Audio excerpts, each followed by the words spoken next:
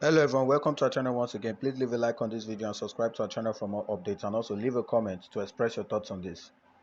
The Labour Party presidential candidate Peter Obi has said that he will streamline governance and make it more responsive, less transactional and cost effective if elected Nigeria's next president in 2023. Reports gather that Obi stated this during one of his international consultations with the diasporas in the United States of America. Asked how he sees himself making a difference in Nigeria, the former Anambra State governor replied, "We will offer a new brand of transformative and purposeful leadership. Nigeria is not bereft of good governance, ideas and plans. However, a combination of institutional weaknesses and a lack of political will mean that various policies and strategies are poorly implemented, leading to poor outcomes for the people. Hence, the overall goal of my administration shall be to streamline governance and make it more responsive, transformative, effective, less transactional, and therefore efficient and cost-effective." Wow. 2023 general election, we keep saying it, and I keep saying it on this platform, that this 2023 general election will determine if Nigeria will be made or will be mined based on who we elect as our president. That is just it. Now, Peter Obi, who happened to be one of the contestants and a presidential candidate of Labour Party, Nigerians are hopeful that he may, Nigerians are hopeful, wishing that he should become the next president of the Federal Republic of Nigeria. Looking at his age, his antecedents, and his past records as a politician, a governor of Anambra State, 2 times governor of Anambra State, and a businessman who has grown from nothing to be what he is today, and with his record of prudence in spending and managing public funds, and one of those things he said that will happen when he becomes the president of Nigeria. I just want to talk on those ones briefly. Like, number one of them is what he call, now a new brand of transformation and a purposeful leadership. This has been the issue and why our country, especially African continent, remains where we are today. Unfortunately, most African leaders are not purposeful leaders. They are just power mongers who seize power as what they want and just want to get there. But most of them are not really grounded in leadership, and they are not purposeful leaders. That is what has kept African continent and my country, Nigeria, to brought us down to our knee today. Why? Because we have leaders that are not purposeful, who do not have, who do not see beyond their nose, who cannot plan and execute, their plans, who have no will to implement, what they want to do. Nepotisms and tribalisms, rule when it comes to African Nigerian politics. Now, hopefully, if Peter Obi takes over, hopefully, we believe that things might change. Nigerians are hopeful. Nigerians are hopeful, and that is why Nigerians are going all out to support him, to make sure that he wins these elections. He is the first presidential candidate that Nigerians are coming out, putting down their resources, holding rallies for him, promoting his agenda, so that he will become the president of the Federal Republic of Nigeria. So this one, he said, new brand of transformation and purposeful leadership. Truly is what we need.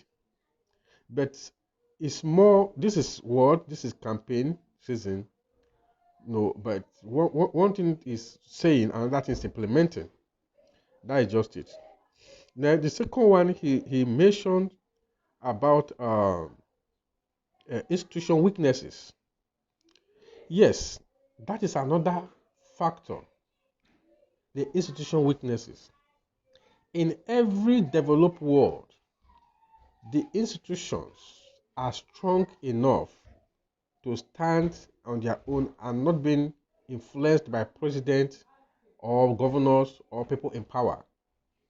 But unfortunately, in Africa, especially in Nigeria, our institution is so weak that even the judiciary, the every sector dance to the tone of the leader, of the president.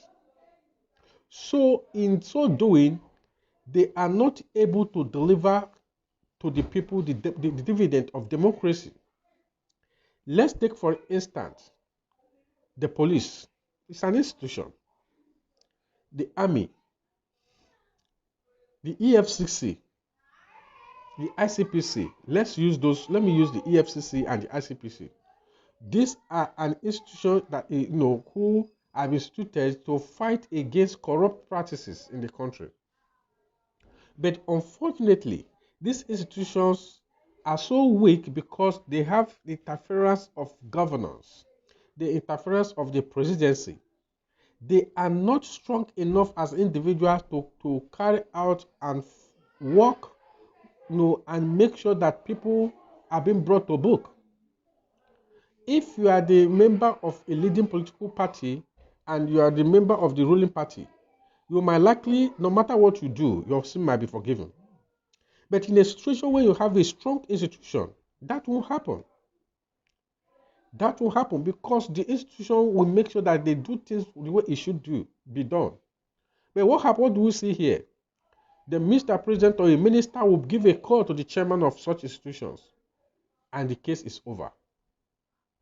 That is exactly what plays out here. So when you talk about institutional weaknesses, this is one of the area where any incoming government must work on to make the institution strong.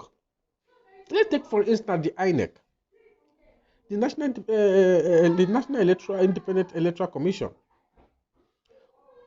Most time they have interference with the ruling parties, with the sitting government. And at the end of the day, elections are being manipulated. Why? Because there is interference between the government and these institutions. And so if we make our institutions strong to stand on their own without any interference, that will go a long way in the country getting what they want, moving forward. The judiciary is the same thing. So this thing is in every sector. The judiciary, I want to say the judiciary is even the worst affected because it is very difficult for you to take the government to court and get the right judgment. The judges are appointed by the president, appointed by the government officials, and you want to fight against them. How do you think you can make that possible? That's another issue. So we talk about cost effectiveness in government. Our cost of government is expensive. The democracy, the system we are running is so expensive.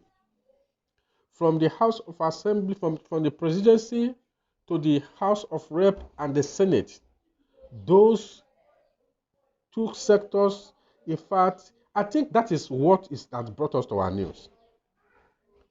This is a country where a politician is a billionaire without owning a business. It's only in Nigeria you have to see this.